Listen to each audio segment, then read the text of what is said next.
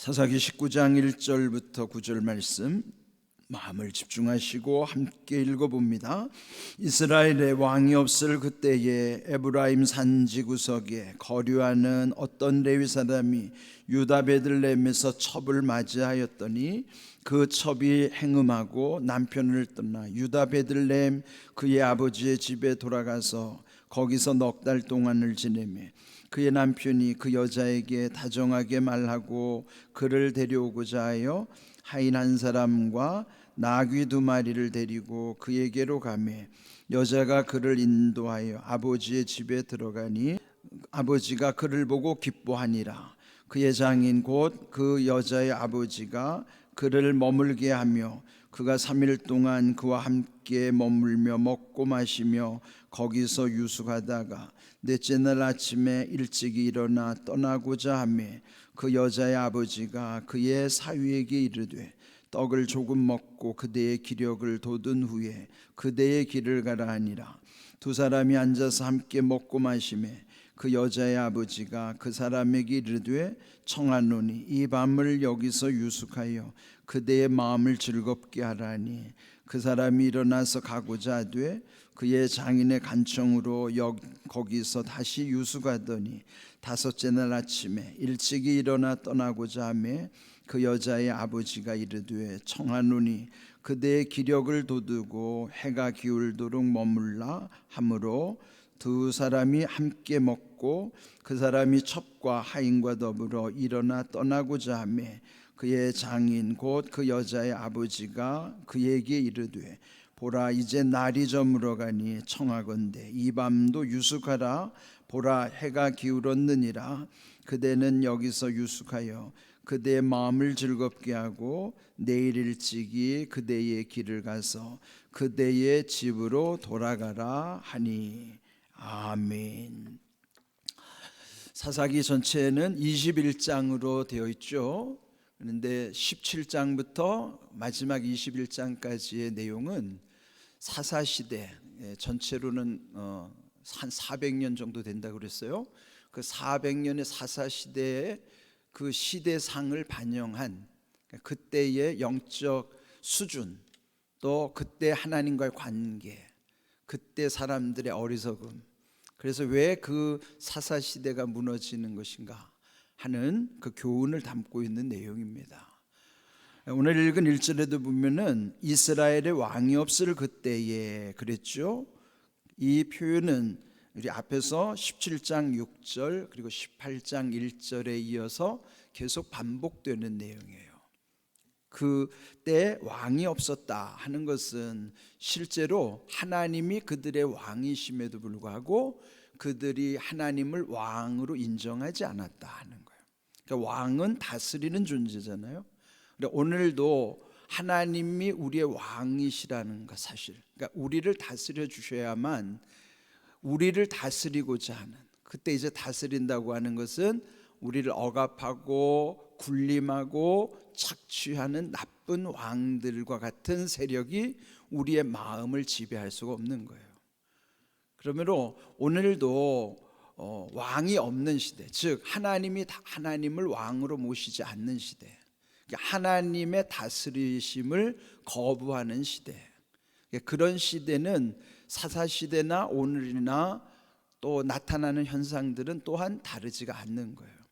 그래서 왜 반복적으로 강조하는가? 하나님이 왕으로 그 시대 인정하지 않을 때 그런 표현을 이스라엘의 왕이 없을 그때라고 표현한 것이죠. 그래서 오늘 우리에게도 하나님의 다스리심을 인정하지 않을 때 우리에도 이와 같은 부작용, 그런 오류, 그런 잘못을 우리도 범할 수 있다 하는 내용입니다. 그래서 이것이 오늘 내게도 주시는 아주 귀한 말씀이죠. 자, 그러면은 그 하나님이 다스리심을 거부하는 시대에 어떤 현상이 있었는가? 에브라임 산지구석에 거류하는 어떤 레위 사람이 유다 베들레헴에서 첩을 맞이하였더니, 그러니까 레위인이라고 하면요, 특별히 구별하여 하나님의 일을 위해서 세워진 지파가 레위 지파예요. 그들은 어떤 영적인 일을 감당하는 이 레위 사람은 영적 지도자라 할 수 있겠죠. 그런데 이미 앞에서 17장 18장에도 보면은 똑같이 에브라임 산지 미가의 집에서 있었던 어리석은 일이 있었어요.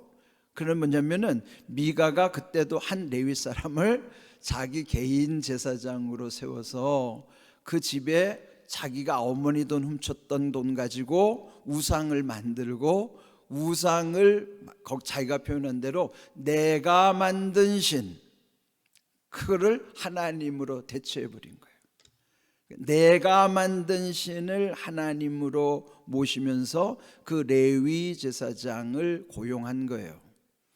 그런 17장 18장에서 한마디로 말하면 뭘까요? 그 시대의 영적 타락이에요. 그것도 구별된 레위인들이 지도자로서 영적으로 타락하는 것이죠. 그러나 오늘날 종교 지도자가 타락하는 것과도 또한 견주어 볼 수 있어요. 그런데 자, 오늘 읽은 이 말씀을 여러분 어떻게 느끼십니까? 이 레위 사람이 첩을 얻었다? 이게 이해가 됩니까? 오늘 우리의 문화 속에도 첩을 둔다고 하는 것은 받아들일 수 없는데, 더군다나 하나님의 일을 위해서 구별된 사람이 첩을 얻었다? 그렇다면 이건 뭘까요? 이거는 이미 앞에서 우상 숭배와 이어지는 시대의 도덕적 타락이에요. 그러니까 영적 타락에 이어서 도덕적 타락이 이루어지는 거죠. 자, 그런데 2절을 또 보시면은 더 어이없는 일이 벌어져요. 그 첩은 행음하고, 이게 뭡니까? 바람을 피우는 거예요. 음란의 영에 사로잡혀서 그 남편을 떠나서 유다 베들레헴 자기 친정집으로 돌아가서 넉 달을 지내고 있은 중이었다 하는 거예요. 그러니까 레위인도 첩을 뒀는데 그 첩마저 바람이 나서 다니는 거예요. 그게 얼마나 가관입니까? 그러니까 영적 무질서예요, 이게. 예? 그러니까 이런 현상을 이게 남의 일로만 치부하면 안 돼요. 우리의 시대에도 충분히 일어나고 있는 일이고, 내게도 이런 위험성이 도사리고 있다는 것을 알아야 돼요. 왜 그럴까요? 왕이 없으므로. 즉 하나님이 다스리시지 않는 곳에는 이와 같은 영적 무질서 현상들이 나타날 수밖에 없어요. 그래서 지금 이런 엄청난 부패 상황 속에 3절을 보면은 그 레위 사람이 그 바람난 자기 첩에게 다정하게 말하고 그를 데리려고 오려고 하인 한 사람 나귀 2마리 자기 아내 데리고 오려고 나귀 2마리 데리고 그 아내 친정집으로 가는 것이죠. 근데 거기에 여자의 아버지가 그 사위를 보고 기뻐했더라. 왜 기뻐했을까요? 그래도 친정집에 와 있는 것보다는 사위가 와서 그래도 자기 딸을 데려가려고 하니까 기뻤겠죠. 그런데 그 다음에 또 일어나는 일을 보면은 4절에 그 장인과 거기에서 3일 동안을 함께 머물며 먹고 마시고 거기서 유수가 했다. 그러니까 일상적으로 또 처가에 가면은 한 3일 동안은 그래도 머무르는 거는 뭐 충분히 이해할 수 있어요. 근데 문제는 5절에 보면은 이제 넷째 날, 사흘이 지나고 넷째 날 아침 일찍이 일어나 떠나고자 했더니 그 장인이 만류하는 거예요. 좀 더 머물러서 떡도 먹고 기력을 돋은 다음에 그대의 길을 가라. 뭐 그것도 호의니까 뭐 그렇게 또 하루 뭐 좀 더 머무를 수도 있겠죠. 그런데 문제는 그 다음 날도요, 5째 되는 날 8절을 보면은 또 아침 일찍이 일어나 떠나고자 하매 또 그 장인이 똑같이 더 있다가 가라고 만류하는 거예요. 그러면은 이 레위 사람은 일어나 떠나고자 하다가 또 만류하니까 거기에 머무르게 되는 것이죠. 그러니까 자기가 가고자 하는 길에 대해서 선뜻 결단하지 못하고 그냥 우유부단한 거예요. 그냥 머뭇머뭇하다가 결국은 또 하루를 지체하고 또 하루를 지체하는 거죠. 그럼 벌써 셋째 날이 지나고 넷째 날, 다섯째 날이 지나고 그 다음 날 여섯째 날이 되면은 이 유대인들에게는 중요한 게 뭐냐면은 안식일이 이르기 전에 가야 되잖아요. 왜? 안식일에는 이동할 수가 없으니까. 그리고 더군다나 자기는 레위인이니까 안식일을 또 준비해야 되는 자기 사명이 있는 사람이에요. 그런데도 전혀 그런 것에 개의치 않고 계속 거기에 그냥 머뭇머뭇하다가 결국은 그냥 흐지부지하게 되는 거예요. 그런데 여기서 이제 다섯째 날도 이제 똑같이 그런 일이 있습니다. 근데 이제 결국 9절에 보면은 그 사람이 첩과 하인과 더불어 일어나 떠나고자 하매 또 그 장인이 그에게 말하기를 날이 저물어 가니 이제는 날이 저물어 가니 이 밤도 유숙하라 해가 기울었느니라. 오늘 제목이 뭐예요? 날이 저물어 가니. 이게 하루에 날이 저물어 간다는 것보다도 인생이 저물어 간다는 의미예요. 무슨 뜻일까요? 이렇게 뭘 목표를 정했으면 그쪽을 향해서 가야지 머뭇머뭇하다 보면 어느새 날이 저물어 가는 거예요. 그러다가 결국은 날이 저물어 가다가 여기서 말한 대로 보면은 결국은 해가 기울어 버리는 것입니다. 해가 기울어 가면은 이제 끝나는 거죠. 그런데 여기서 그 다음 보면은 또 유혹을 하는 거예요. 여기서 유혹하여 여기서 유수가여 그대의 마음을 즐겁게 하고 내일 일찍이 그대의 길을 떠나 집으로 돌아가라. 여기서 뭐를 강조했습니까? 내일을 강조한 거예요. 지금 내일이 계속 반복된 거예요. 사흘이 지나서 이제 가야 되는데, 그리고 갔어야 해요. 그런데 나흘째도 닷새째도 지금 안식일을 앞두고 있는 시점에도 계속 여기에 이 장인이 말한 건 내일 가게, 내일 가게, 내일 가게. 그럼 무슨 뜻일까요? 마귀의 전법은 항상 내일을 우리에게 유혹하는 거예요. 우리도 무슨 일을 하다 보면은 오늘 해야 할 일들, 아이 뭐 내일 하면 되지. 마귀가 자꾸 속삭이는 거예요. 내일 해. 예? 야, 오늘 못하면, 그러니까 오늘 주일이에요. 아이 다음 주에 가. 예? 교회를 가고 싶은데 이번 주일에 와야지. 자꾸 이제 다음으로 연기하는 거야. 아, 내일에, 다음 주에. 여러분, 우리 주변에 이거 내일만 계속 뭐 다이어트를 하든지 아이들이 공부를 할 때도 보면은 야 다부지게 결심하고, 그런데 보면은 내일부터 하자. 그러니까 내일을 말하는 사람에게는, 내일만 말하는 사람에게는 결코 내일이 오지 않아요. 그렇죠? 그럼 왜 내일이 되면 또 내일로 간다고 그게. 그러니까 내일만 말하는 사람은 절대로 내일이 오지 않아요. 이게 문제라고요. 그래서 마귀는 계속 우리를 그렇게 유혹하는 거예요. 내일 해, 내일. 그렇게 그 달콤한 유혹에 속다 보면은 오늘 제목처럼 날이 저물어 가는 인생, 결국은 해가 기울어 가는 인생, 그러면 끝나는 거예요. 그러니까 우리 인생이 어영부영하다 보면은 어느덧 인생이 다 지나가잖아요. 그렇지 않아요? 예전에 보면은 이제 환갑이 되면은요, 그게 뭐 정말 한 인생을 한 바퀴를 사는 거예요. 환갑이라는 건 한 바퀴 돌아서 자기의 처음 태어났던 그 해에 갑을 맞이하는 거예요. 그러면 인생 사이클을 한번 살아본 거죠. 회갑을 지나면서 대부분 느끼는 게 뭐냐면 인생이 왜 이렇게 빨리 가는가? 인생이 이렇게 덧없이 지나가는 것이죠. 그런데 누구나 다 그렇게 느낄 수밖에 없어요. 그러니까 결국은 왜 이렇게 됐을까요? 여기 1절에서 말한 것처럼 왕이 없이 살아가는 사람, 하나님을 왕으로 모시지 않는 사람, 하나님의 다스리심을 인정하지 않는 사람은 이렇게 살아요. 이렇게 우유부단하게 인생이 머뭇거리다가 결국은 날이 저물고 해가 기울어가는 인생, 그렇게 될 수밖에 없다 이 말이야. 그런데 여러분, 우리가 정신을 차리는 게 그때부터 자기 시간 되는 거예요. 이게 정신 못 차리면은 자기 시간 안 돼요. 내일만 강조하다 보면은 결국 내일이 오지 않아요. 이런 어리석음이 우리 속에도 있다고요. 그런 유혹이 우리에게 날마다 와요.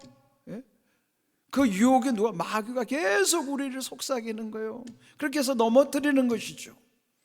그런데 오늘 여기 보면요, 이제 앞에서 17장 18장에서 보면은 거기에는 그래도 나름대로 이름이라는 게 등장했어요. 뭐 미가라는 사람의 이름도 등장하고 그랬는데 여기에서 보면은 이름이 없어요. 거기에 한 레위인, 첩의 이름, 장인의 이름 아무도 없어요. 그걸 뭐라면 익명이라고. 익명, 이름을 안 밝히는 거죠. 무명은 아니에요. 이름이 없을 수는 없잖아요. 무명은 이름이 없다는 거고, 사람이 이름 없는 사람이 어디 있습니까? 그러나 밝히지 않는 것을 갖다가 익명이라고 그러는 거예요. 왜 익명으로 여기다 기록했을까? 자기 이름을, 왜 사람이 자기 이름을 밝힐까요? 책임을 지려고 자기 이름을 밝히는 거예요. 근데 여기 왜 익명성으로 표현이 됐는가? 아무도 책임지지 않는 사회란 말이에요. 이게 문제예요. 아무도 책임지지 않는 사회, 그 시대가. 또 하나, 왜 익명성인가? 누구나 그렇게 살기 때문에 보편적으로 그렇게 산단 말이에요. 이게 오늘 우리도 마찬가지예요. 지금 보세요. 이런 모든 익명성의 시대, 요즘도 보면은 뭐 유명한 탤런트들이 갑자기 무슨 마약했다고 하는 광고가 났다면은 그동안에 그 사람의 좋은 이미지가 공든탑이 하루아침에 다 무너져 내리는 시. 유명했던 사람들이 어느 날 갑자기 우리가 몰랐던 것, 그들이 숨기고 있었던 은밀한 것들이 드러날 때는 공든탑이 다 무너져 내리는 거예요. 왜 그랬을까요? 숨길 수 없는 하나님을 믿었다면 숨길 일을 안 했겠지요. 오늘 우리도 마찬가지예요. 우리가 하나님을 믿으면서 숨길 일을 하는 사람은 하나님을 믿는 게 아니에요. 왜요? 하나님은 숨길 수 없는데. 그러니까 숨길 수 없는 하나님을 믿는 사람은 숨길 일을 안 하는 거죠. 그러면 당당한 거 아니에요? 속일 수도 없잖아요. 그래서 정직한 영으로 살아갈 수밖에 없죠. 그게 은혜예요. 어떻게 해요? 하나님을 두려워하면 됩니다. 사람을 두려워하면 안 돼요. 사람은 얼마든지 속일 수 있습니다. 여러분도 저를 속일 수 있고 저도 여러분을 속일 수 있습니다. 근데 그게 무슨 의미가 있어요? 잠시 속이는 게, 그건 아무 의미도 없는 거예요. 우리는 하나님을 결코 속일 수 없기 때문에, 하나님을 속일 수 없다면 사람을 상대할 이유가 없죠. 그래서 우리가 하나님을 제대로 믿으면 정직한 영으로 날마다 새롭게 살아가는 거예요. 그래서 히브리서 10장 22절에 보면은 참마음과 온전한 믿음으로 하나님께 나아가자, 그런 거예요. 참마음이 뭐예요? 거짓 없는 거지. 참마음, 그래야 거기 온전한, 참마음과 온전한 믿음이 되는 거지. 그래서 또 히브리서 12장 2절에 보면은 믿음의 주요 또 온전하게 하시는 이인 예수 우리를 바라보자. 그 두 말씀을 합쳐보세요. 참마음과 온전한 믿음으로 하나님께 나오는 사람만이 믿음의 주요 온전하게 하시는 예수님을 바라볼 수 있다, 이 말이에요. 이런 귀한 믿음을 우리 마음에 늘 새기는 것, 그것이 곧 하나님이 다스리시는 삶의 그 사람에게 주시는 은혜의 복입니다. 이런 귀한 은혜로 살아갈 수 있기를 주님의 이름으로 축복합니다. 아멘.